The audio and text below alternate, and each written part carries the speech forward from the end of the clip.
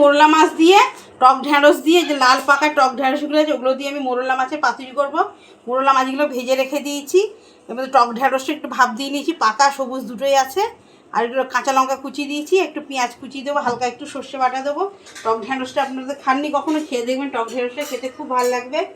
একটু পেঁয়াজ দিয়ে দিলাম এর মধ্যে, আপনারা পেঁয়াজ না খেলে পেঁয়াজ দেবেন। একটু সর্ষে বাটাও দিয়ে দিলাম, সর্ষে কাঁচা লঙ্কা এর মধ্যে বাটা আছে, এটাকে ভালো করে মাখবো। লঙ্কার গুঁড়ো হলুদ গুঁড়ো সবই দিয়ে দিয়েছি এর মধ্যে, তো ধনে পাতাও দিয়ে দিয়েছি, তেল দিয়ে দিয়েছি, সর্ষে তেলটা, নুনও দিয়ে দিয়েছি এর মধ্যে।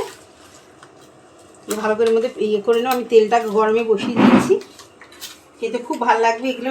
মোরলা মাছ দিয়ে টক ঢ্যাঁড়স দিয়ে চচ্চড়িটা খেতে, চচ্চড়ি পাতুরি যে যেমন খাবেন এর মধ্যে করতে পারেন। আমি এগুলোর মধ্যে সর্ষে বাটাটা একটু আছে দিয়ে দিচ্ছি এর মধ্যে, সর্ষে বাটাটা পুরোটা দিয়ে দিলাম এর মধ্যে, কাঁচা লঙ্কাও দিয়ে দিয়েছি। এবার আমার কড়াই তেলটা গরম হয়ে যাবে, কড়ার মধ্যে এটাকে দিয়ে দেবো, দিয়ে হালকা একটু জল দিয়ে দেবো। তেলটা আমার খুব গরম হয়ে যাচ্ছে, এবার দিয়ে দিলাম এগুলো মাছগুলোকে। মাছটা আপনি কাঁচাও দিয়ে, আমি হালকা একটু ভেজে নিয়ে যেত মাছটা, এবার কাঁচাও করে দেবেন, কাঁচাও আরও বেশি টেস্ট হবে এগুলোকে। হালকা একটু আমি জল দিয়ে দেবো ওখানটায়, বাটিটা দিয়ে থালাটা দিয়ে আমি একটু জলটাকে দিয়ে দেবো এর মধ্যে, থালাটা দিয়ে পরিষ্কার করে। আপনারা জল না দিলে শুকনোও রাখতে পারেন, একটু জল দিয়ে দিলাম কেন, এটাকে শুকনো শুকনো খেতে ভালোভাবে খেতে, ওটা ভালো লাগবে, খুব ভালো লাগবে এগুলোকে খেতে।